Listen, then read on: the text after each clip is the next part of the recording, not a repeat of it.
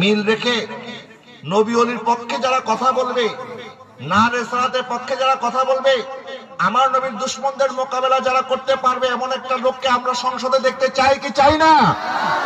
সংসদে দেখতে চান, সামনে একটা সুযোগ আসছে, ঠিক আছে? আপনারা জানেন, আমি আর বিস্তারিত বলতেছি না।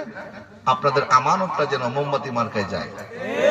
একজন আলেমকে আমরা সংসদে পাঠাইতে চাই, নায়েবে রাসূলকে আমরা সংসদে পাঠাইতে চাই।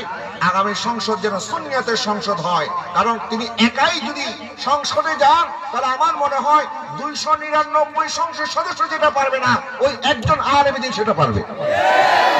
আল্লাহ পাক আমার ভাই মাওলানা তাহিরিকে সেই তৌফিক দান করুক। আল্লাহ পাক তাকে বিপুল ভোটে জয়ী করে সুন্নিয়তের প্রতিনিধি হয়ে জাতীয় সংসদে আমাদের দাবিগুলি যেন তিনি পেশ করতে পারেন, এবং এই দেশের মধ্যে যেন তিনি শান্তি শৃঙ্খলা এবং আমাদের দেশের যত প্রকার অশান্তি আছে সেগুলি দূর করার জন্য যে রাজনৈতিক ভূমিকা থাকার দরকার, সেই ভূমিকা যেন তিনি পালন করতে পারেন। আল্লাহ পাক তাকে সেই তৌফিক দান করুক, এবং এই দাবিটা আমার মা বোনদের কাছে পৌঁছায় দিবেন। আমার মা বোনরাও যেন অন্তত আগামীতে আমার তাহিরি ভাইকে ভোটটা দিয়ে তাকে একবার আপনাদের প্রতিনিধি হয়ে সংসদে যাওয়ার জন্য সুযোগ করে দেয়। আমি সবাইকে সেই আহ্বান জানিয়ে আমার বক্তব্য শেষ করছি। ওমা তৌফিক ইল্লা বিল্লাহ। আসসালামু আলাইকুম ওয়া রাহমাতুল্লাহি ওয়া বারাকাতুহু। ইয়া নবী।